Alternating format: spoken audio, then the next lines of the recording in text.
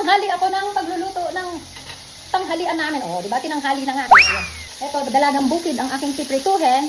At saka, piritong hita ng manok. O, ayan. Diba? Nakapagluto na rin ako ng mashed potato para yung kay Aspang. Kanya-kanya kami ng ulam eh. Dalagang bukid sa akin.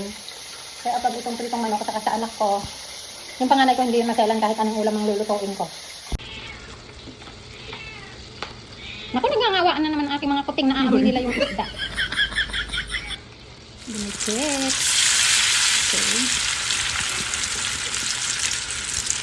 Dumikit siya. Anong kamatis? Ay, sibuyas. Ito ng sibuyas na puti. Siyempre, hindi mawawala ang bawang. Maggayat. Oh, bilis ko maggayat, no? Ito tayo magigisa sa aking pinagprituhan. Oh, andyan pa rin yung lasa ng isda.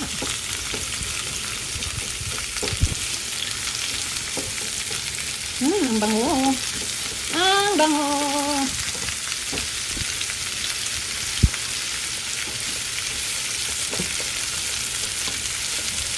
Lagyan natin asin.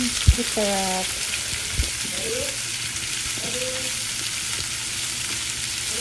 Sa sarsyado, nilalagyan ng itlog. Pero ako ayoko na may itlog. Masarap lang. Yung kamatis lang siya.